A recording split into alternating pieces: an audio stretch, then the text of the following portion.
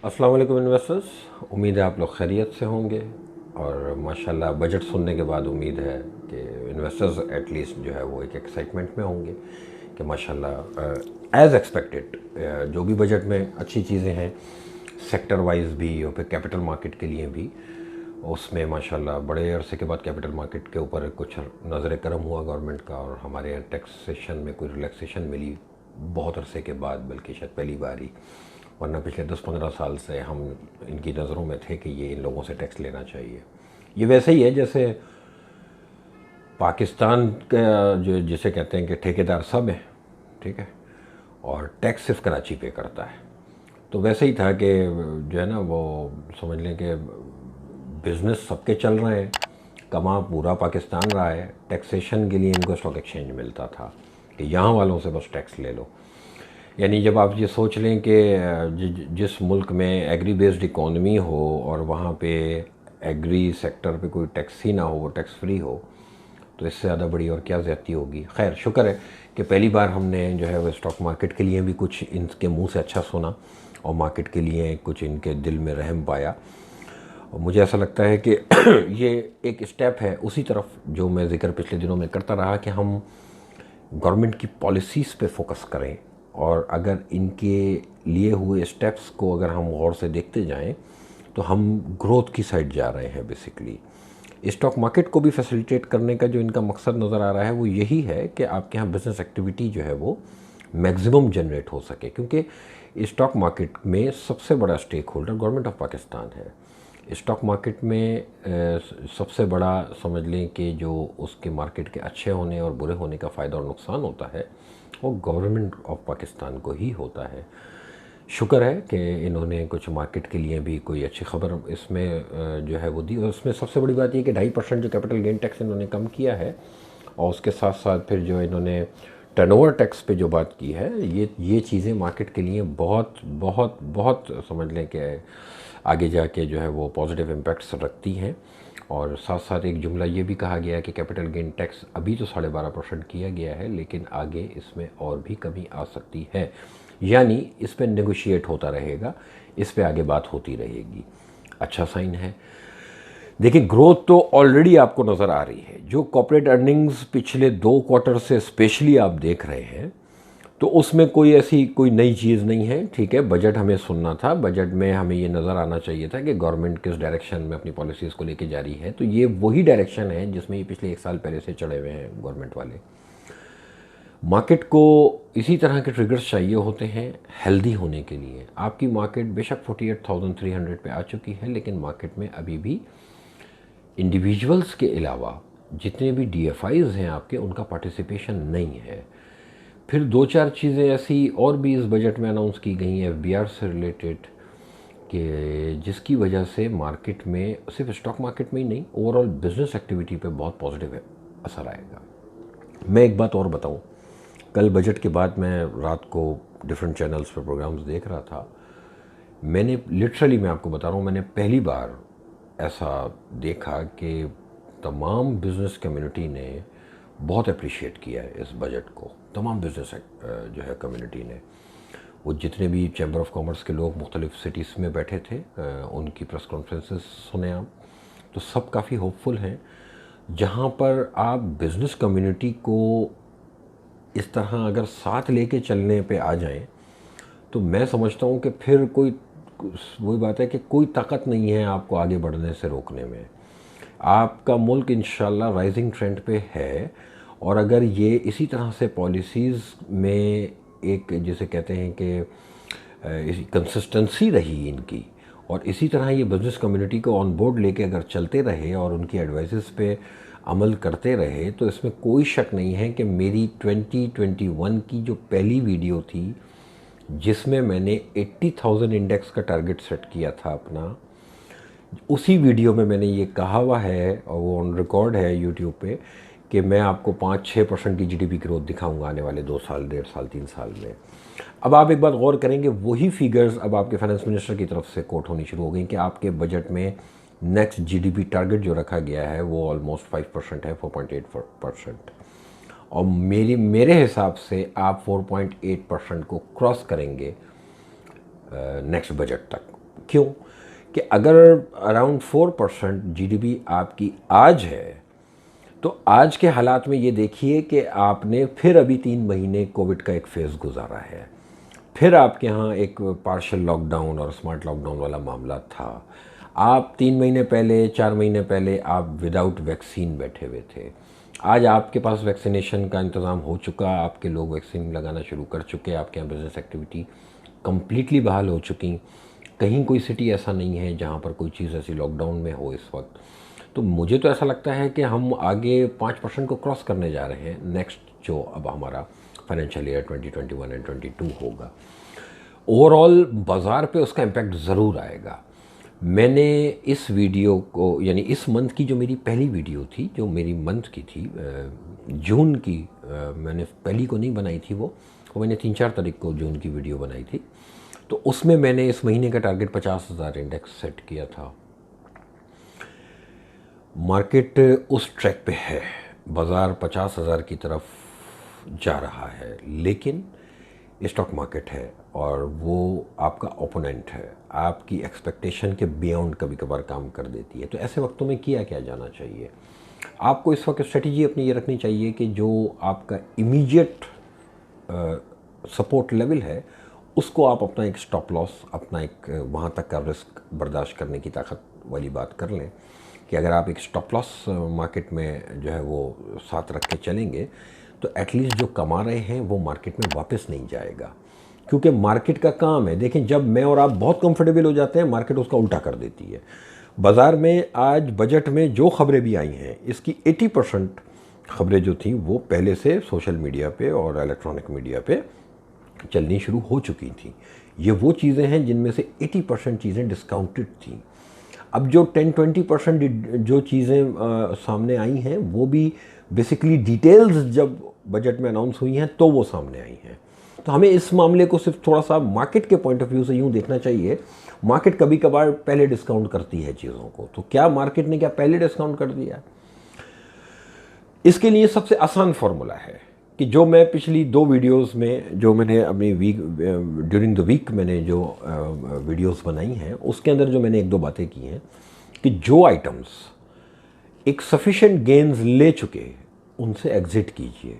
ये जो अपने अंदर का जो शैतान है ना, जो लालच दिला रहा होता है, वो मरवा देता है। जो आया हुआ पैसा है भाई, ये वापस ऐसे जाता है इस मार्केट में, ठीक है? क्योंकि बहुत से लोग हैं कि जो जब मैं कुछ आइटम दिला रहा था तो वो कह रहे थे कि इन स्टॉक्स में रखा हुआ क्या है, ये तो बेकार आइटम है। अब वो माशाल्लाह मुझे फ़ोन कर करके बता रहे हैं ये होने वाला है। तो बस जब मुझे इस तरह पब्लिक मुझे बताना शुरू कर दे तो मैं उन चीज़ों से थोड़ा सा अपने आप को रिज़र्व कर लेता हूँ कि आदमी को उस तरफ चले जाना चाहिए जिस तरफ रिस्क फैक्टर छोटा है। यानी इस वक्त मुझे रिस्क फैक्टर छोटा ये नज़र आ रहा है कि मैं कॉर्पोरेट अर्निंग्स को फोकस करूँ, मैं जून फाइनेंशियल ईयर एंड को फोकस करूं, जून के बाद जो रिजल्ट सीज़न आ रहा है मैं उसको फोकस करूं। एक इवेंट बीच में रह गया, FATF। मैं होपफुल हूं कि इंशाल्लाह वहाँ से भी अच्छी खबर आएगी, क्योंकि रीजनल मामला पाकिस्तान का इस वक्त इतना इम्पॉर्टेंट चल रहा है, स्पेशली US के साथ, कि हमको पॉसिबल है कि 2-3 तरफ से कुछ हमारे लिए कुछ जो है आसानियाँ पैदा की जाएँ, यूरोपीय यूनियन की तरफ से, US की तरफ से, क्योंकि उनका एक मसला हमारे हाथ में सब फंसा हुआ है, वो अफ़गानिस्तान है। अफ़गानिस्तान के मामले को हर वक्त नज़र में रखें। वहाँ पे जो डेवलपमेंट्स होने जा रही हैं उसके नेगेटिव्स, उसके पॉजिटिव्स डायरेक्ट पाकिस्तान पे इम्पैक्ट करेंगे, क्योंकि हमारे बॉर्डर उनके साथ हैं और वहाँ पर होने वाला कोई भी गड़बड़ वो हमारे लिए भी नेगेटिव होगी।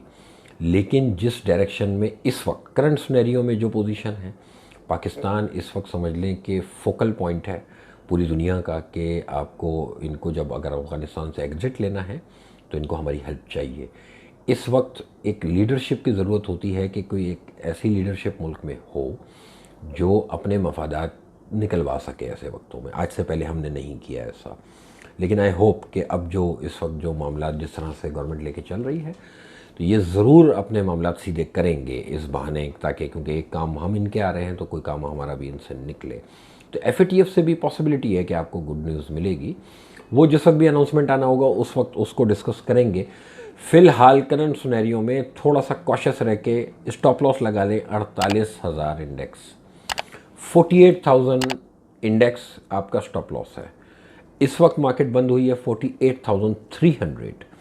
मार्केट में इस वक्त लोगों के सेंटिमेंट्स बहुत पॉजिटिव हैं और स्काई हाई हैं, ठीक है। तो इट माइट बी पॉसिबल कि मंडे को बाज़ार खुले और बाज़ार एक अच्छे जंप के साथ खुले। तो वो जो जंप है बेसिकली, उस जंप को ही सिर्फ नहीं देखना है, आपने ये देखना है कि वो जंप करके बाज़ार सस्टेन भी करे उन लेवल्स पे, मार्केट रिवर्स नहीं आनी चाहिए। क्योंकि आपके बजट में जितनी भी अच्छी खबरें हैं ना, जितने भी सेक्टर्स के लिए अच्छी खबरें आई हैं, वो 80% डिस्काउंटेड हैं इस मार्केट में। हाँ, लेकिन इसका ये मतलब नहीं है कि आप मंदी करके बैठ जाएं। मैं आपसे ये कह रहा हूँ कि जो आइटम्स अच्छा गेन ऑलरेडी दे चुके, जो कि इस बजट की एक्साइटमेंट को, जो स्क्रिप्ट डिस्काउंट कर चुके हैं, ऑलरेडी अप्रिशिएट हो चुके हैं, उनमें अपने आप को ऑफलोड करें। मार्केट में स्विचिंग कीजिए, मार्केट में उस तरफ चले जाइए कि जिस तरफ आपको ये इजी हो जाए कि जब आपका फोकस क्या है, आपका फोकस है जून एंड और जुलाई से रिजल्ट सीज़न। तो अब ये जो रिजल्ट सीज़न है, इसमें कौन कौन सी कंपनीज़ हैं जिनके रिजल्ट्स अच्छे एक्सपेक्ट किए जाने चाहिए, कौन कौन सी कंपनीज़ हैं जिनमें पे आउट्स अच्छे आने चाहिए। तो बेसिकली आपको जाना पड़ेगा ब्लू चिप्स की तरफ। ब्लू चिप्स नहीं भी परफॉर्म कर रहा है, लेकिन अगर आप उनके रिजल्ट सीज़न को फोकस कर लेंगे, आप बहुत यहाँ से कमा लेंगे। मेरे हिसाब से मार्केट में अगर इंडेक्स ने एक अच्छा राइज लेना है और अगर इस महीने इंडेक्स ने 50,000 वाकई होना है, मेरा टारगेट है, हो सकता है पूरा ना हो, 49 से बाजार नीचे आ जाए, तो 49 to 50 इन बिटवीन, यानी समझ लिया टारगेट पूरा हो गया। तो आपको अपना रिस्क फैक्टर हमेशा सामने रख के चलना है ना, क्योंकि मार्केट में एक टर्मिनोलॉजी यूज़ होती है, स्टॉक मार्केट की थ्योरी में ये चीज़ है कि buy on rumour sell on fact. तो एक फैक्ट तो सामने आ गया, जो चीज़ें बाजार में डिस्कस हो रही थी बजट को लेके, वो अब प्रॉपर अनाउंस हो गई। जब वो अनाउंस हो गई तो अब आप एक्सपेक्ट करें कि मार्केट आपके साथ थोड़ा सा मजाक कर सकती है। तो किस तरह पता चलेगा कि बाजार रिवर्स हो रहा है या नहीं? तो वो स्टॉप लॉस लेवल होना चाहिए। कोई स्टॉप लॉस लेवल मेरी मर्जी का नहीं होगा, स्टॉप लॉस लेवल होगा टेक्निकल चार्ट्स के ऊपर। वो आपका स्टॉप लॉस है 48,000 इंडेक्स, अब इसके नीचे कॉम्प्रोमाइज़ नहीं है। आपका वीकली क्लोज 48 के ऊपर आ चुका, अब आपको कुछ भी करके 48 के ऊपर सस्टेन करना है। जब तक 48 के ऊपर बाजार है, पॉजिटिव रहे, ऊपर खुला छोड़ दे उसको, कि मार्केट में यहाँ से 1000-1500 पॉइंट की और भी अगर जंप आए तो डजेंट मैटर।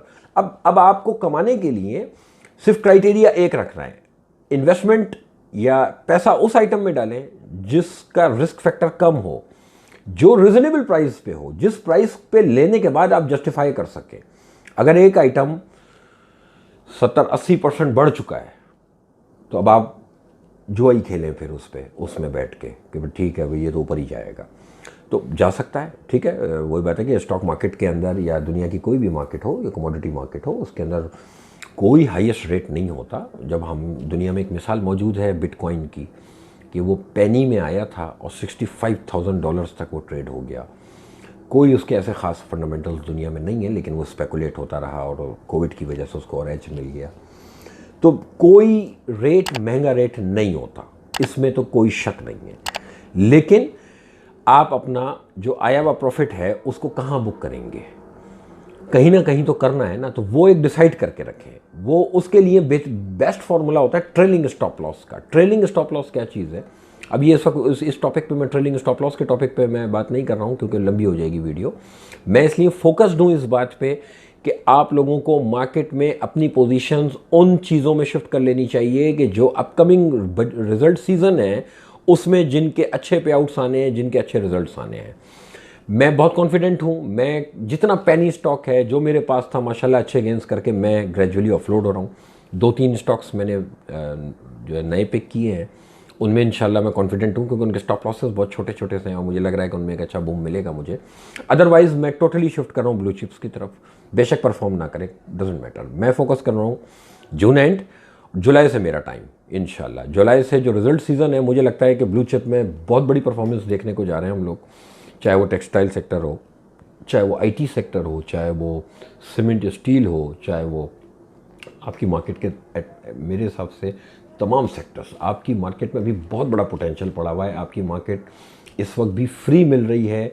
जिस स्पीड से आपके यहाँ ग्रोथ बढ़ रही है, जितना अच्छा आपके यहाँ बिज़नेस साइकिल चल रहा है और जितना एप्रिसिएशन इस गवर्नमेंट की पॉलिसीज़ को बिज़नेस कम्युनिटी से मिल रहा है, इट मीन्स के आने वाले 6 महीने, 1 साल, 2 साल पाकिस्तान एक बड़े ट्रैक पे है ग्रोथ के, और स्टॉक मार्केट मेरी उन बातों को अब मैं कॉन्फिडेंट होता चला जा रहा हूँ कि हम इन 2 साल 2.5 साल में 80,000 इंडेक्स देखेंगे इंशाल्लाह।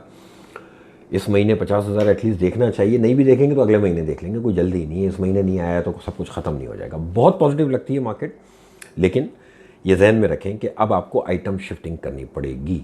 शफलिंग जो करता है वही इस मार्केट में कमाता है, क्योंकि बहुत से लोग थोड़े से चैंपियन बन जाते हैं कि एक चीज़ एक रेट पे दिलाई गई है, वो 50-60-70% बढ़ गई है, तो जिसने दिलाई है ना भाई, उसके कहने पे उतर जाओ गाड़ी से। जो गाड़ी में चढ़ाता है उसके कहने पे उतरा जाता है। ये बात मेरी हमेशा याद रखिएगा, क्योंकि अब 4 लोगों से और सुनने को मिल रहा है। अब वो लोग उन्हीं आइटम्स में आपको एडवाइस कर रहे हैं जिनको अभी 20 दिन पहले उन आइटम्स का पता भी नहीं था। अब वो जब चल चुके हैं तो वो सबको अच्छे लग रहे हैं। जब सबको अच्छे लगने लगते हैं तो वो मैं निकल जाता हूँ ऐसे आइटम से। ब्लू चिप इस वक्त किसी को भी अच्छा नहीं लग रहा। ये मेरी वीडियो सेव कर लो, मुझे बहुत अच्छा लग रहा है। इंशाल्लाह मैं ब्लू चिप में कमाने जा रहा हूँ, बहुत अच्छी रैली देखने जा रहा हूँ। 48,000 स्टॉप लॉस है, और स्टॉप लॉस ब्रेक करके मार्केट नीचे आएगी तो 700-800 पॉइंट 1,000 पॉइंट तक की और जगह बाजार में नीचे बन जाएगी। इसीलिए मैं अपने आप को सेफ साइड रखना चाहता हूँ। मुझे अगर आगे बड़ी रैली देखनी है तो वो ब्लू चिप्स पे ही देखनी है। मैं कमाऊँगा ब्लू चिप्स के ऊपर। 3 या 4 छोटे आइटम हैं, वो प्राइवेट में मुझसे कोई पूछ लेगा, मैं बता दूंगा। उनमें अभी भी हूँ, उनमें बड़ा पोटेंशियल बाकी है। उनमें से कुछ आइटम अभी चले नहीं हैं, नेक्स्ट वीक में चलने वाले हैं। एक आइटम तो मंडे को ऊपर का कैप लगेगा, ठीक है, बल्कि 2 आइटम ऊपर के कैप लगेंगे। अब ये मैंने पहली बार इस तरह की बात मैं वीडियो में कर रहा हूँ, लेकिन कर रहा हूँ क्योंकि बहुत लोग कर देते हैं। लोग मुझसे शिकवा करते हैं, इरफान भाई आप क्यों नहीं बोलते। 2 आइटम ऐसे हैं जो मंडे को ऊपर का कैप लगेंगे, ठीक है। वीडियो में नहीं बताऊँगा, प्राइवेट में पूछिएगा मुझसे। बहुत खुशी हो रही है कि यार अल्लाह पाक ने ना पहली बार बड़ा उम्मीद दिलाई है हम लोगों को, और स्टॉक मार्केट वालों को भी, कि हमारे कमाने का टाइम है, आप लोगों के कमाने का टाइम है। और ये मत समझें कि सिर्फ इन्वेस्टर ही सिर्फ कमाता है, ब्रोकर भी कमाते हैं, ऐसी बात है। और ये मत कहना कि सिर्फ ब्रोकर कमाते हैं, इन्वेस्टर भी कमाते हैं, ठीक है ना। मेरे पास हैं सबके अकाउंट, सब माशाल्लाह कमा रहे हैं, बड़ा मज़ा आ रहा है। और जिनके पास ब्लू चिप में इन्वेस्टमेंट है वो अभी थोड़ा सा स्टक है। आपका टाइम शुरू जून के मिड से ही, या तो कहीं नहीं तो जुलाई अगस्त सितंबर, आप जिधर आइटम बेच दोगे वहाँ से वो ऊपर नज़र आएगा इंशाल्लाह। बहुत बड़ी तेज़ी लगती है स्टॉप लॉस के साथ। ट्रेड कौन सी अच्छी, जिसका स्टॉप छोटा।